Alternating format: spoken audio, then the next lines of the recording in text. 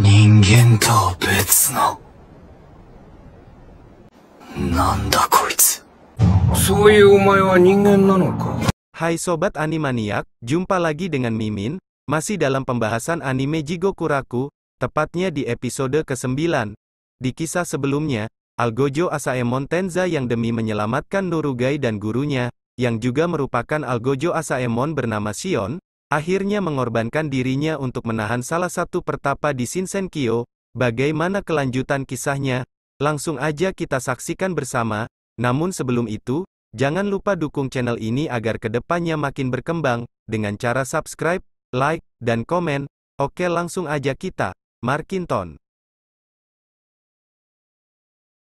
Cerita diawali dengan Asaemon Senta, saat menyelidiki naskah yang ada di desa misterius tempat mereka berada saat itu.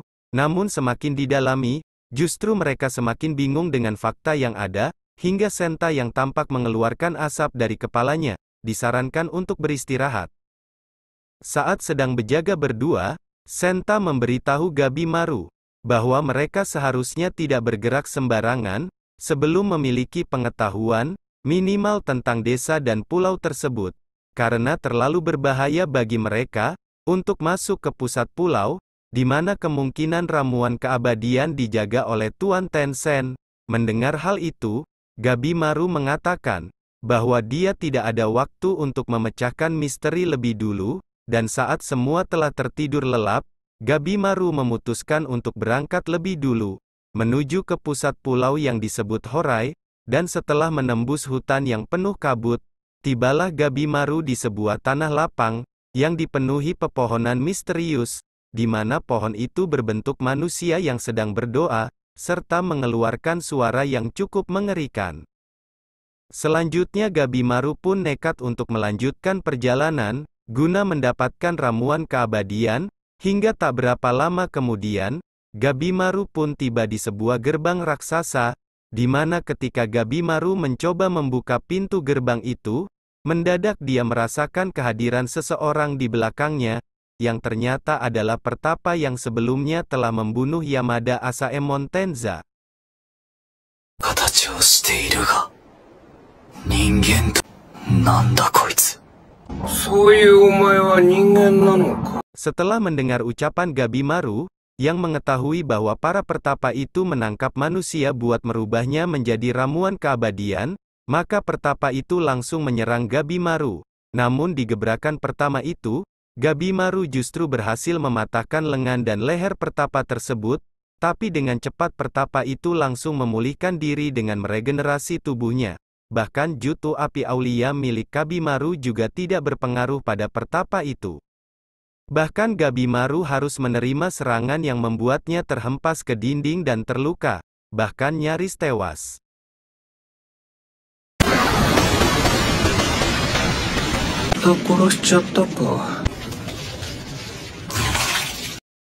Setelah saling menyerang, pertapa itu pun berkata bahwa Gabimaru adalah orang terkuat yang pernah dihadapinya. Kemudian mereka pun kembali melanjutkan pertarungan. Hingga suatu waktu ketika Gabimaru berhasil menyarangkan tendangan pada pertapa itu, mendadak Gabimaru merasakan jika serangan barusan itu berefek terhadapnya, bahkan pertapa itu sampai muntah darah dan harus bertransformasi ke wujud perempuan.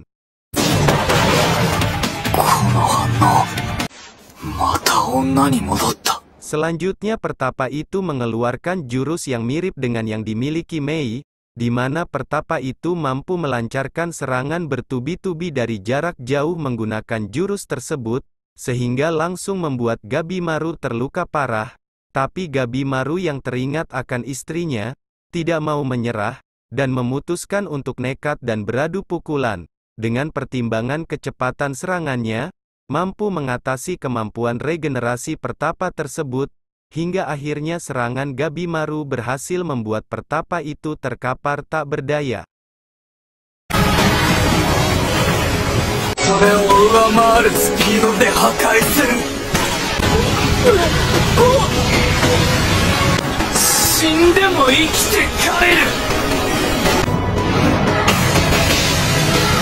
Namun tak lama kemudian, tampak dari sekujur tubuh si pertapa, ditumbuhi dengan bunga yang bermunculan dalam jumlah sangat banyak, di mana hal itu membuat Gabimaru menjadi terbelalak, terlebih saat kumpulan bunga tersebut bertransformasi menjadi wujud monster, menyerupai bunga raksasa yang sangat besar.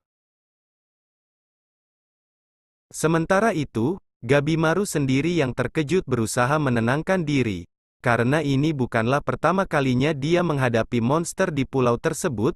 Saat itulah pertapa yang berubah wujud menjadi monster, mengeluarkan listrik yang langsung menyerang Gabimaru, dan membuatnya kembali luka parah, sehingga tidak mampu untuk menggerakkan tubuhnya.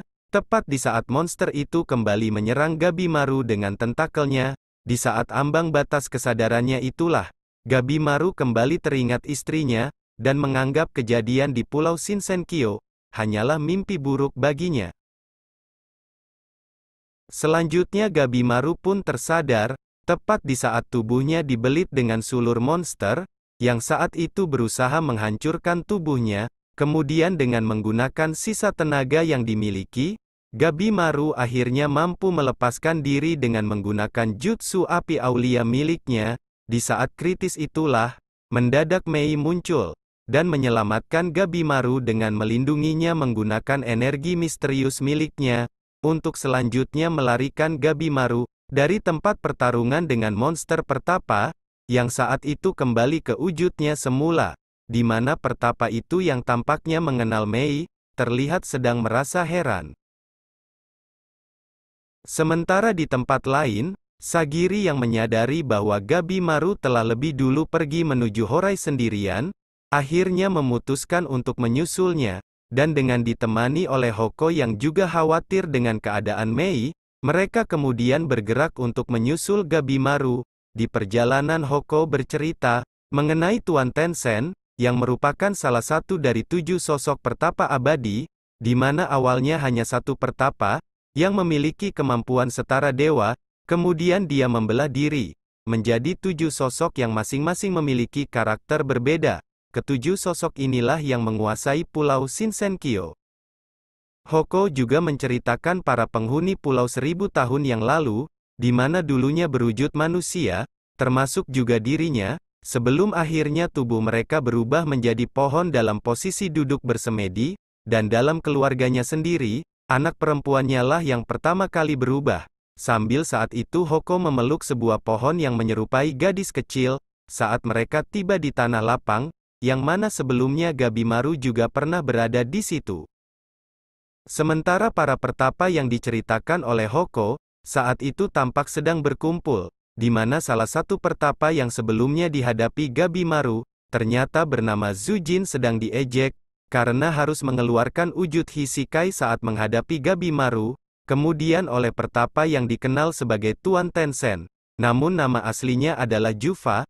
Seketika itu menyerang kepala Zujin hingga hancur, dan meski mampu beregenerasi, namun saat itu, Zujin terlihat sangat tua.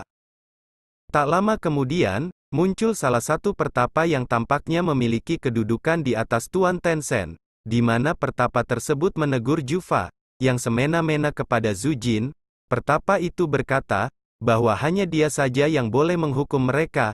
Kemudian setelah memastikan kepada Zujin dan Jufa, bahwa mereka benar-benar sudah menghabisi manusia yang sudah mereka temui, mereka bertujuh pun meminum ramuan keabadian dan tubuh Zujin tampak kembali ke wujud semula.